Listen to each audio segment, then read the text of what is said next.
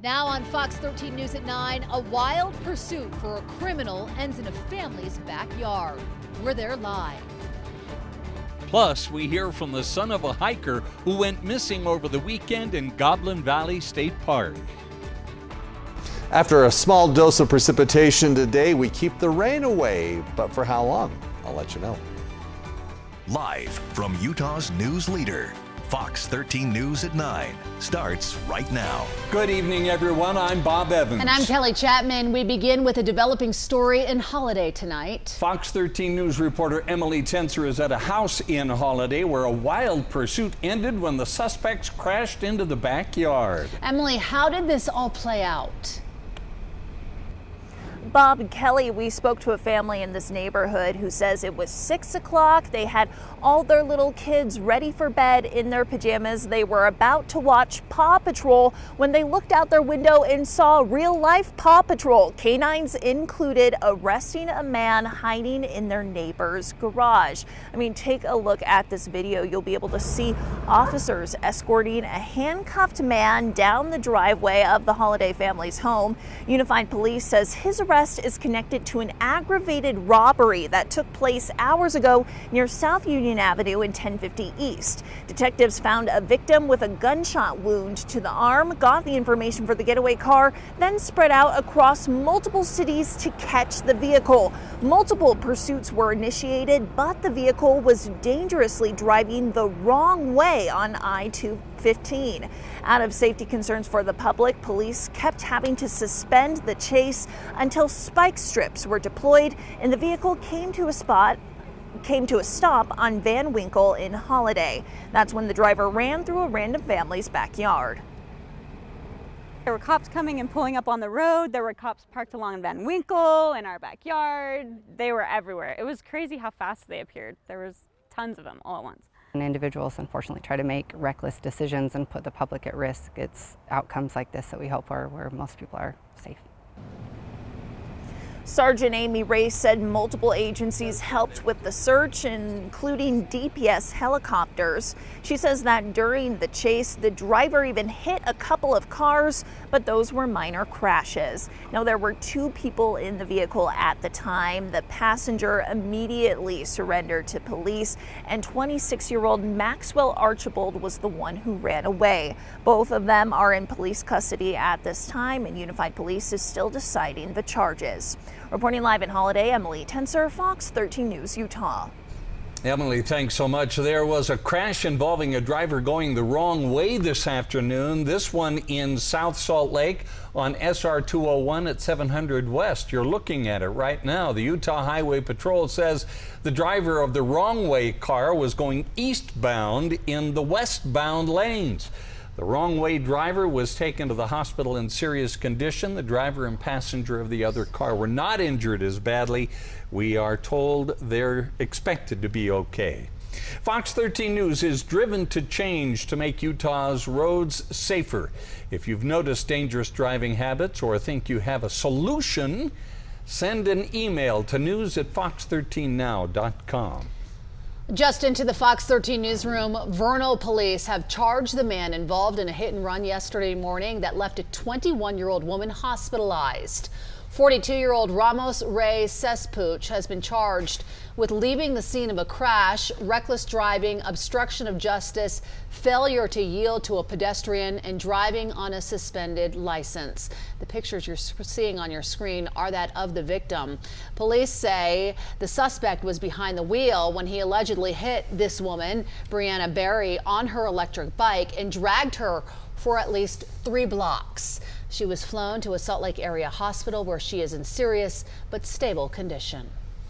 The search continues tonight for an overdue hiker in Emery County. 64-year-old Howard Stone was reported missing on Sunday after not returning from a hike up Little Wild Horse Canyon near Goblin Valley State Park. Tonight, Fox 13 News reporter Chris Arnold spoke with Stone's son and joins us live in studio. Chris, the family must be devastated. Yeah, Kelly, and unfortunately this isn't the first time this family has been in this situation. Now, according to the Utah County Sheriff's Office, Stone's youngest brother was riding a side-by-side UTV in November of 2020 when it went off the trail. His body was recovered 2 days after he was reported missing. Now, Stone says he just wants to bring his dad home. My dad is a great dad. He's a huge BYU Cougar fan. BYU football games are just some of the things Brandon Stone has enjoyed with his dad, Howard. He's always up for an adventure, always looking for something fun to do. Brandon says that includes hiking. As a family, we did Battle Creek, I believe it's called, down in Pleasant Grove, about 3 weeks ago. And a couple weeks before that, he had done Angel's Landing by himself. Last Monday, he says he spoke with his dad. He said his dad told him that he was going down to Emery County to play a round of golf before hiking Little Wild Horse Canyon near Goblin Valley. Brandon says he texted his dad at 3 p.m. on Saturday and never heard back. I contacted the sheriff's office Sunday morning after confirming with my sisters that nobody had talked to him. Emery County Search and Rescue, Department of Public Safety helicopters, and Goblin Valley personnel started the search on Sunday, as well as Stone's family. Tuesday night, the Utah wing of the Civil Air Patrol was contacted to also assist in the search efforts. They flew for approximately, I want to say, 6 to 8 hours, not consecutively, but they go up for about a two hour time before they have to come back and to come back down and refuel. And Casey Smith is the public affairs officer with the Utah wing of the Civil Air Patrol, a civilian auxiliary of the United States Air Force. He says they send a team of 3 crew members up in a Cessna for these types of search missions to fly search patterns. Anytime that you're looking for somebody, it's a difficult situation to go up and to be able to. We've got, close to 400 people across the state that trained for these types of things. I'm so grateful for those people, for the Department of Public Safety who had a helicopter out there for multiple days, for the Civil Air Patrol. Now as Stone sifts through his phone looking at pictures of his dad, his hope is pretty simple. Good dad, he's a good grandpa. We want to bring him home. And again, this is Howard Stone right here. There is a $10,000 reward being offered to any person who can lead the family to where he may be located. In studio, Chris Arnold, Fox 13 News, Utah. Chris, thank you. Now to an update on a developing story out of Wasatch County. A Midway man has been charged with animal cruelty and a weapons charge after he allegedly shot and killed his neighbor's dog last weekend. According to court documents, 72-year-old Roderick Storms claimed the Swiss mountain dog named Blue had been a problem for years and he, quote, took care of it. The dog's owners told us yesterday they were stunned when they found out their dog died, and the show of support from the community the past few days has been much appreciated during this very difficult time. An initial court appearance for Storms has been scheduled for September 25th. If you are driving near Marysvale, you should avoid the road up Bullion Canyon after heavy rain caused Bullion Creek to jump the banks. The road is closed to all traffic after the creek overflowed near Big Spring yesterday, causing significant damage. Paiute County crews are working to repair the road. The closures come after Marysvale officials warned residents and visitors about potential flooding following last month's Silver King fire that left large burn scars near the town.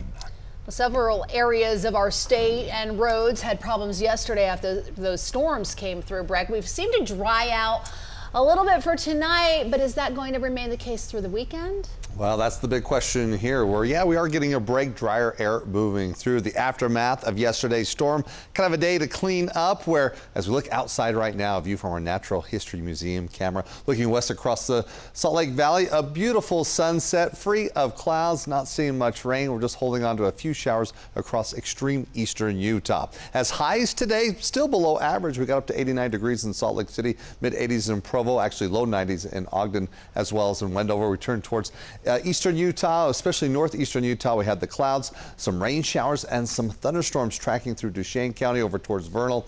Even some showers making their move towards Castle Country into Green River. But taking a look at your temperatures right now, cooling off into the 70s in Salt Lake City, Provo, still hanging on to the 80s at this hour in Ogden, as well as mid-80s in Hanksville. Currently 94 degrees in St. George. We show you across the state, a little bit more calm here tonight as we look look across southern Utah, it's clear. Over towards the eastern, northeastern Utah, a few very isolated showers again between Green River and over towards Grand Junction. Earlier on, we had thunderstorms throughout the Uinta Basin. No activity here across northern Utah. We're going to keep it clear here for tonight, mid-60s with overnight lows. Monsoon moisture, we're turning it off for now, but we might be turning it back on for the weekend. We'll show you those details coming up in just a few minutes.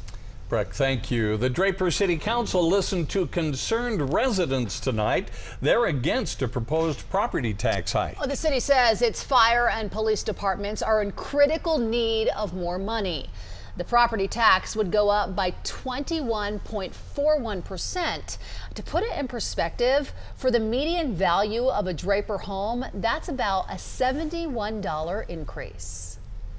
I just wanted you to think about hitting the people that live in this area that are my age, retired, that maybe don't have a lot of extra income.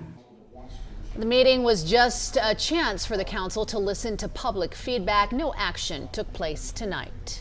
It has been almost 6 years since Provo Police Master Officer Joseph Shinners was shot and killed in the line of duty. Today, a touching show of support for his family.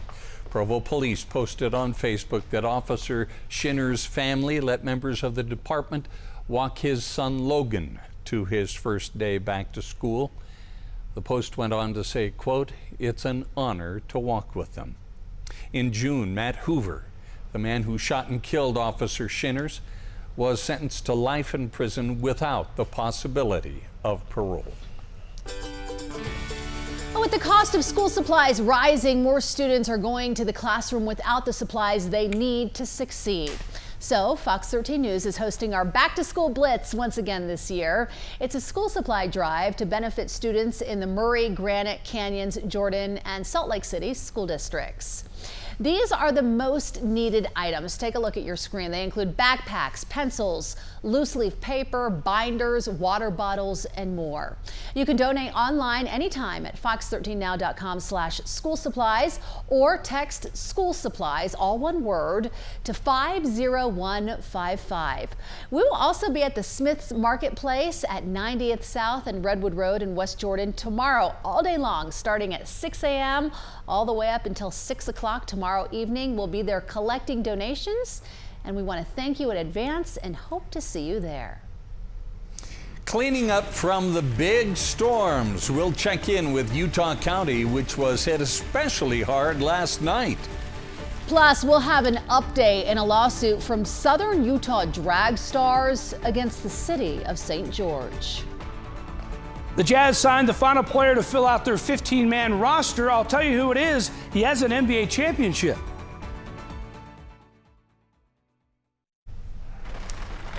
Parts of Utah are still dealing with the aftermath of last night's heavy storms. Fox 13 News viewer Scott Taylor sent us these photos from Magna. A large tree fell onto a garage, making a hole in that roof. Yeah, messy in so many areas. Yeah. Brittany Atkin in Orem sent us this video of significant road flooding.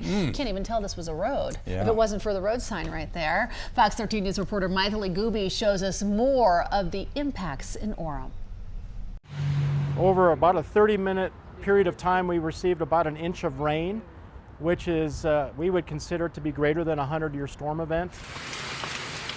Orem was hit hard by a severe rain and hailstorm Tuesday night. Some tried to make the most of it, but for others, it has been pretty damaging. I had 1.5 feet of hail piled up in front of my garage door.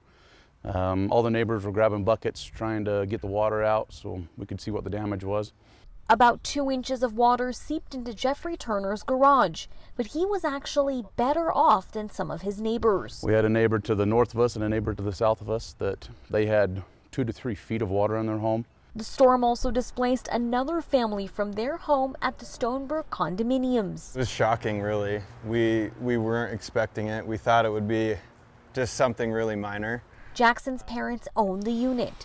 The tenants had recently moved in, and now lots of their memories and things are just gone. It's been heartbreaking for us as the landlords to see them have to go through that. It's not fun. With significant water damage too. So far we've had to tear out all the carpet Drywall, we'll have to cut and tear that out. Insulation, doors, so pretty extensive work. Across the city, I would consider State Street to have been like a river. It was about 12 inches deep. the storm drainage system was overwhelmed. These types of events occur so infrequently. I've never seen an event like this in Orem in 30 years, but they do happen on occasion. We don't design anything to handle storms like these.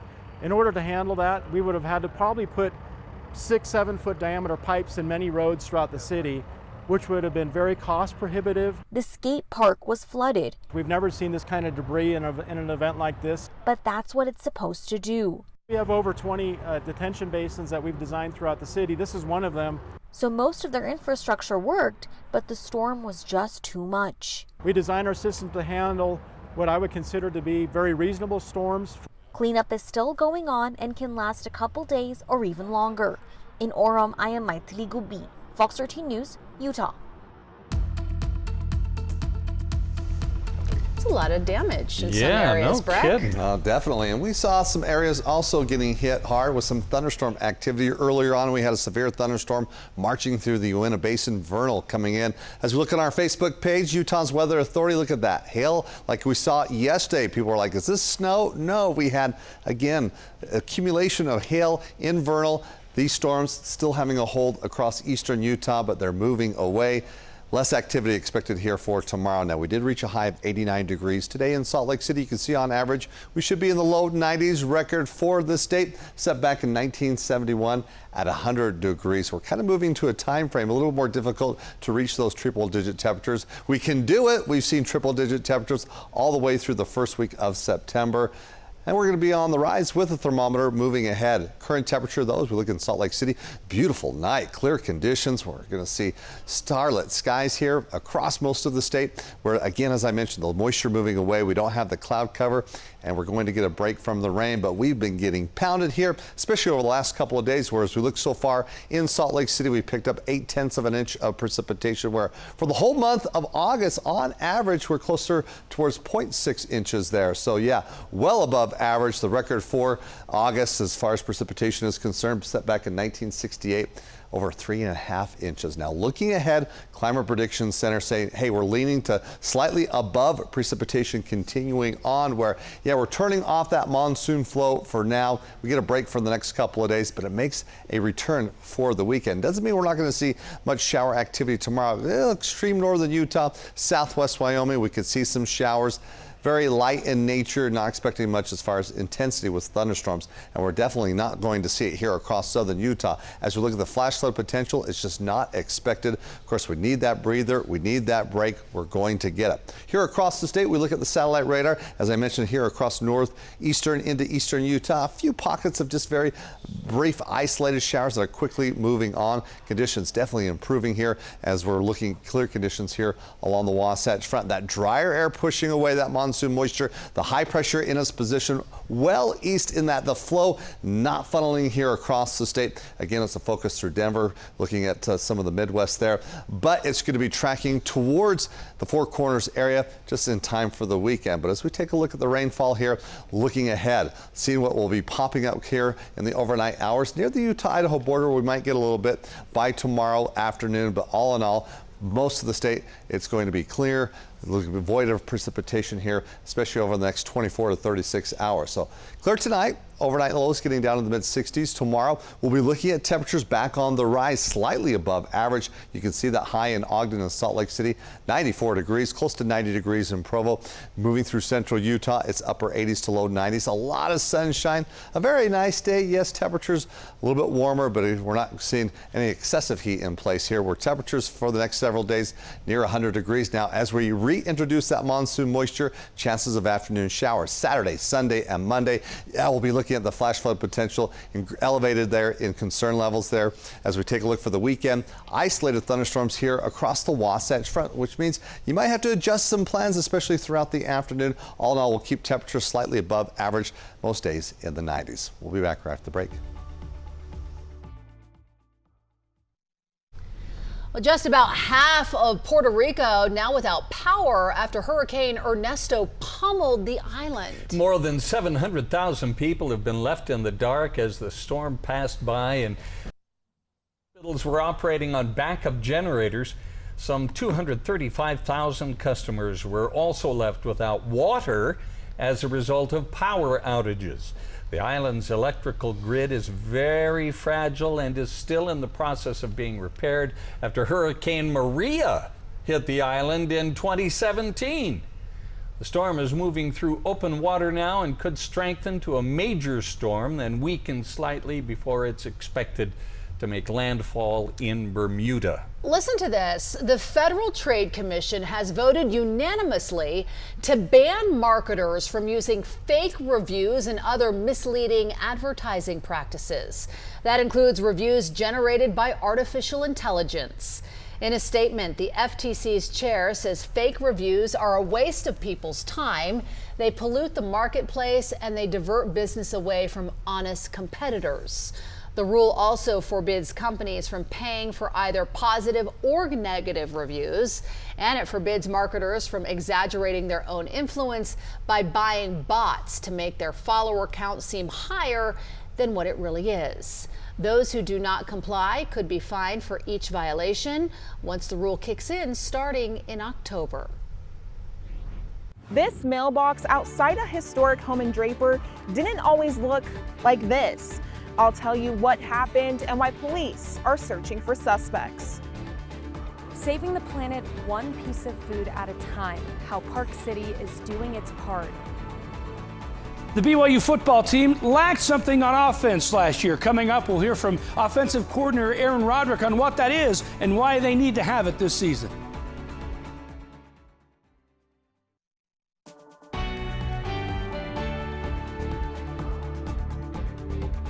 Draper police are looking for the suspect or suspects behind whoever blew up a cast iron mailbox at a historic home on Fort Street in town. Fox 13 News reporter Darian DeBrule spoke with the homeowner about what happened. The Ben Meek home, built 3 bricks thick, has been a Victorian beauty on Fort Street in Draper since 1899. I've always loved this house. Its historic charm is one of the many reasons Amy Bauk and her family decided to rent it. We've been in Draper for like 12, 13 years, and we've driven past here so many times, and I've always thought these houses were just so adorable. The home is a Draper City landmark, which is why Amy was surprised when the cast iron mailbox outside the home exploded late Monday night. I was just up in my bedroom that faces out here, just heard the boom, sounded like a kind of like a bomb. And I looked out the window and I saw smoke, and so I didn't know what it was. And then as we got closer, we saw that the mailbox was just in pieces. Pieces of debris from the explosion can still be found over 20 feet away from where the mailbox used to sit. If anybody had been around and hit by one of these pieces, and they were very sharp pieces, someone could have gotten hurt. Amy believes the explosion wasn't an accident. Because it was raining, there was a car tracks that were in front of the mailbox, so it did look like someone had pulled up and like maybe put it in the mailbox from their car. Draper police say material was collected from the scene, but the material hasn't been identified yet. Right now, police are looking for suspects and say they could face charges. Amy thinks it might have been a last-minute summer prank gone too far. We have teenagers in the home, so we do get, the occasional power boxing. They come and turn our power off to be funny. Nothing ever to this magnitude of destroying property, though. Draper police say something like this might seem harmless, but messing with high-risk materials could come with consequences. Amy hopes the suspects are found and can learn a valuable lesson. I'm all for, funny, great, your kids, we do funny things. We all did it growing up. I think it's just when it starts becoming to the point where you destroy property and possibly people can get hurt, that's when I start to go, oh, okay, that's not cool. In Draper, Darian DeBrule, Fox 13 News, Utah. A week after a judge refused to dismiss a lawsuit by a drag performing group in St. George, both sides were back before a judge today. The hearing held over Zoom didn't result in an actual trial date, but lawyers for the Southern Utah drag stars and the city did agree to exchange evidence. Aaron Welcher with the ACLU of Utah, which is representing the drag stars, says they are pushing through with their case, not only for the drag stars, but so other shows can go on. Fortunately, we're in a situation where political climate is a huge factor in not respecting people's First Amendment rights. And really, that's ultimately why our client, drag stars, ended up suing the city. The city of St. George denied the permit for the drag stars to put on a show at a city park in April of 2023. But a judge issued an injunction that allowed the group to stage the show as the discrimination case continued. St. George city leaders say the permit was rejected because there was a moratorium on all special events at parks while the city was reviewing its ordinance. Weber County Animal Services is reporting 2 confirmed cases of canine parvovirus in dogs. That is a highly contagious disease that can be deadly. The shelter has most of its dogs under quarantine now and is asking anyone who has a dog there to pick it up as soon as possible. This is the second time this year Weber County Animal Services has dealt with a parvovirus outbreak. We've learned that a woman who was hospitalized for carbon monoxide poisoning at a vineyard home 1 week ago has died. The Utah County Sheriff's Office says 24-year-old Angelica Maria Avila Armanza was one of 6 people hospitalized due to CO exposure. 2 other adults and 3 young children were treated for CO poisoning and released from area hospitals. There's a push in Park City to eliminate all food waste from the Summit County landfill by the year 2030. Fox 13 News reporter Jenna Bree shows us what's in the works. If people think about it just a little bit differently, then it's an easy shift to make. A few years ago, Carissa Davenport started collecting food waste at Este Pizzeria in Park City. Food waste was something when we first opened that we noticed was a huge issue. Because we have a lot of tourists that come into town and don't necessarily have a fridge to put half a pizza in their hotel rooms. Since 2021, she says her restaurant has diverted about 26,000 pounds of food waste from landfills. She says being less wasteful saves money. We obviously stock for the season that we're in, and so we do smaller runs for like fresh produce and things like that, just so that everything remains really fresh. And then we don't throw anything away. Any vegetable scraps that we have, we try and utilize in other recipes. Last year, Park City announced its goal to keep all food waste out of Summit County's landfill by 2030. Summit County owns a landfill. The landfill is full. We're building a new landfill next year. It's incredibly expensive. 40 to 60% of everything that's going into that landfill is food waste. Andy Hecht hopes that soon every business and resident in Park City will have 3 bins, one for trash, one for recycling, and one for food waste. When food goes into a landfill, it does not decompose. It does not join the nutrient cycle. It will never turn into soil again. It sits there and it rots. And the way it rots is without oxygen, and that produces massive amounts of methane. Methane in the atmosphere is close to 84 times more potent of a greenhouse gas than CO2. Davenport hoping everyone can see the environmental and economical benefits of making this change. We only have so much room. I mean, it's a finite space, and so trying to keep food waste out of the landfills is really, really important. In Park City, Jenna Bree, Fox 13 News, Utah. Coming up, an incredibly common and highly contagious virus is spreading among young children. We have details on the so-called slapped cheek virus. As before we go to break, a beautiful time-lapse video of last night's sunset after the storms. Yeah, the storms are moving away, but how long do we keep them away? I'll let you know after the break.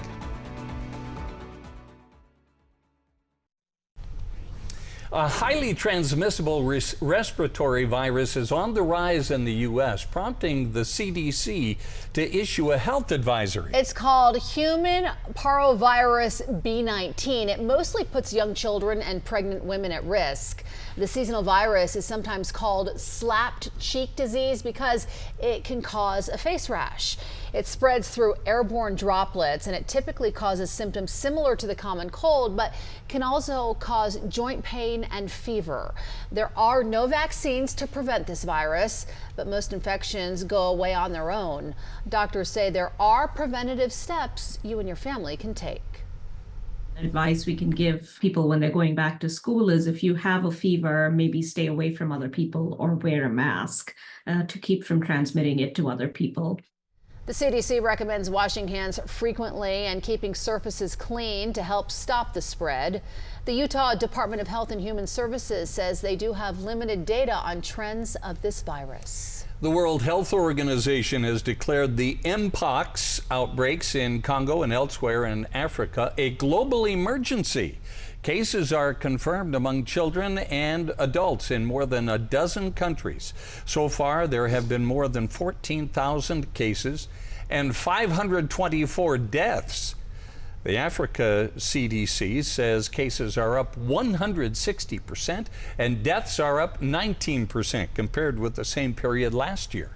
One of the biggest challenges is the availability of vaccines on the continent. Coming up, an injured veteran is gifted a new smart home. We'll show you the homecoming ceremony. The Jazz added a player to fill out their 15-man roster. He's a 15-year NBA veteran with an NBA title. And fall camps continue in college football. Who will be the top running back for the Utes this season? We'll hear from one of the hopefuls, Jalen Glover, coming up in sports.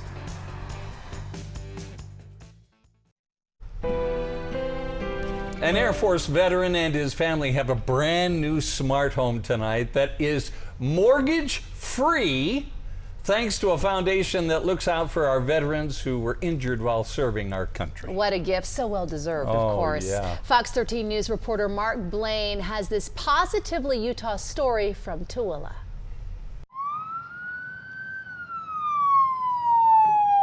A hero's welcome for former United States Air Force Technical Sergeant Jesse Clark, as he and his family arriving to see for the first time their new home. 58-year-old Clark, who served for over 20 years in the Air Force, is wheelchair-bound as a result of a brain tumor he suffered due to exposure to chemicals while working as an F-16 mechanic in Turkey in the early 90s. That was caused by when Mr. Hussein lit his oil wells on fire.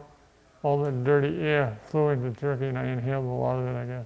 Clark's service to his country did not go unnoticed by the nonprofit Tunnel to Towers Foundation, which was established following 9/11. The Clark family's new home comes mortgage-free. After getting a tour of the home, designed to make Jesse's life around the house easier, he and his wife, Rebecca, had the same reaction. Amazing. I'm totally in awe. Totally shocked me. I was shocked, amazed. It's incredible. The couple has been married for 36 years, and after having to fight for years to get VA benefits, the Tunnel to Towers Foundation has been a godsend. Being military brat myself, I've never had my own home. So it's incredible. So it's your first home in 36 years of marriage. Mm-hmm. Yeah, we've been base housing or apartments. The Clark's home brings the number of smart homes awarded to Gold Star families and injured veterans and first responders to more than 200 and counting by the foundation. Not to mention the thousands of mortgages the foundation has paid off. If you put on a uniform and walk out your front door with the risk of you might not be coming home, we have your family's back. This is a foundation that's going to take care of you. The people you leave behind will take care of you if you really hurt, because you earned it. And as the Clarks get accustomed to their new spacious home, Jesse is already looking forward to how the new digs will enhance his day-to-day life. I won't be in this chair all the time and I won't be in bed all the time. I'll be able to get up and get out, spend time with my family. If you'd like to help the Tunnel to Towers Foundation, you can go to T2T.org to donate $11 per month. From Tooele, Mark Blaine, Fox 13 News, Utah. Boy. Tech Sergeant Jesse Clark and his beautiful wife there in that beautiful home. Welcome home, Clark family. how well deserved. Oh, yeah. Congratulations. They had a dry day to move in for the most part, didn't Fortunately, they? yes, deserving some good weather here across the state where, we got a break from the storms. We still had some areas getting some rain, some hail. We talked about Utah County, moving over to the Uinta Basin where that moisture pushing away. It's calm right here across the state. Particularly here along the Wasatch Front, as we're expecting to see clear skies in the overnight hours. Upper 70s currently in Salt Lake City. We have low 70s in Provo. We reflect back over the past 7 days. Last Wednesday, contending with triple-digit temperatures, keeping it toasty. A little bit of a cooling trend. Last couple of days in the 80s. We're back on the rise, returning to the 90s. Low 90s, close to average where we should be for this time of year. We don't see any triple digits in the forecast as we look ahead. Air quality, big improvements. Of course, we've been getting rid of the smoke. We bring in the rain, scour out this bad air. Should remain good in a few counties. Other locations there, as you can see, Weber, Davis, Salt Lake counties moving to that moderate concern level expected, where, it's a kind of a combination of just some light smoke as we take a look at that smoke forecast, what we'll be pushing in. Not much here as we transition from the work week into the weekend. We're going to keep it mainly away. Most of that concentration of smoke coming in from Northern California and Oregon. Staying further north, we're going to see more of a southerly flow and seeing a return of that monsoon flow coming in from the south. We start pumping in some moisture once again heading into the weekend. So looking at your car wash forecast, if you washed it today, you're keeping it clean for tomorrow. Friday, a little bit of a question. We do have a chance of a few isolated showers and some thunderstorms here across northern Utah. Bigger threat, though, on Saturday. And we're talking northern through southern Utah, where for St. George, you see that rain returning as we go Saturday into Sunday, even lingering isolated showers heading into Monday and Tuesday. Northern Utah, similar, where we look for the weekend, keeping our eye to the sky, especially throughout the afternoon. So, we're going to get a break here for the next couple of days as we take a look at our computer models. It's calm here in the overnight as we look for tomorrow. A couple of areas where we might see some brief showers near the Utah-Idaho border, potentially southwest Wyoming. But again, most of the state, it's dry. You've got the sunshine, and you're keeping clear as we look for the smoke here throughout the state. Now, here for tonight, we're going to be looking at overnight temperatures getting down into the 60s here across northern Utah. Some spots through central Utah in the 50s, low 70s in St. George. Tomorrow, as I said, we're back on the rise. Temperatures getting up into the low to mid 90s here along the Wasatch Front, close to 90 degrees in Provo. Looks like we'll be reaching upper 80s from Vernal through Price. Barely 100 degrees in St. George. Where for St. George, again, as we prepare for the weekend, making those plans, you'll have to be avoiding some of those areas if you're going to the national parks, but definitely the flash flood potential will be increasing Saturday and Sunday with lingering isolated showers on Monday. Most days temperatures in the triple digits. It's all 90s as we'll look at the chance of some afternoon showers Saturday and Sunday. Also a chance on Monday. So that monsoon moisture returns and then pushing away by Tuesday and Wednesday. So you'll see some rain over the weekend. The Utah Jazz added 15-year NBA veteran Patty Mills to the roster, signing him to a one-year, $3.3 million contract that is fully guaranteed. Fills out the 15th and final roster spot for the Jazz for this upcoming season. Mills played for the Atlanta Hawks and Miami Heat last season, but he's best known for his playing time with the San Antonio Spurs, where he won an NBA championship. The move to Utah reunites him with Jazz head coach Will Hardy, who was a Spurs assistant coach when he was in San Antonio. The Utah football team has plenty of depth at running back, but so far, no one has stepped into that lead back role. But head coach Kyle Whittingham said the top three are Mekhi Bernard, Mike Mitchell, and Jalen Glover, in no necessarily order, in that order. Glover ran for over 900 yards and 6 touchdowns in his first 2 seasons with the Utes, and he's expecting a breakout junior season, even after he had a slow start in fall camp. Fortunately, I strained my hamstring the first day of camp. So I'm probably like 5-6 practices in, but didn't lose a step. I actually feel a whole lot better. Coach Wick got me down to 200, and I feel faster than ever. So I'm feeling good right now. The guys in the room keeping us competing, so it's been fun. Utah always going to have a loaded room of backs, and that's why you come here. And that's why I enjoy playing here, just because I know I got to come every day with my head on the swivel ready to go, because, you know, it's a small plate. Everybody's trying to eat, so I'm trying to do what I got to do so I can eat. While BYU is still trying to find out who will be their starting quarterback, offensive coordinator Aaron Roderick also trying to get his players to be more physical this season. Big 12 is a tough physical conference where teams like to run the football, and that's what he wants to see from his offense this year. That's been the #1 priority since the end of last season. Is we need to be more physical. We need to get back to playing the way we played the 3 years prior, where we were a physical team that could run the ball. I believe that we're heading in the right direction. And it's an everyday thing. It's an 11-man deal. Everybody on our offense has to be physical. Everybody has a role in the run game. And when we're running the football, that's what opens up our play-action pass and our ability to stretch the field. I'm seeing a lot of good things, but again, I'm just going to keep saying it. Until we go do it in a real game, I'm challenging our players to stay focused on just the next play, each practice one at a time. We'll be right back. You know what, even though temperatures remain in the 90s, Breck, opening dates at Utah ski resorts are starting to trickle in. Today, Park City Mountain announced its opening day. They say it will be Friday, November 22nd. Brett, can you verify that?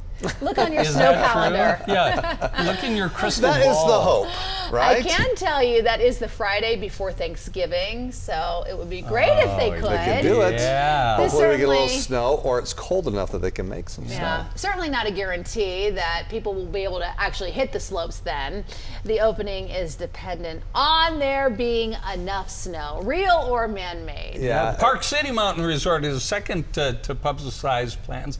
Solitude said last week it hopes to open November 15th, and that's later than last year's opening. Time will tell. Yeah. As we like to say in this business, stay tuned. Do we say that? I don't know. We used to. I'm bringing it back. I'm bringing it back tonight. QuickCast is next. Stay tuned.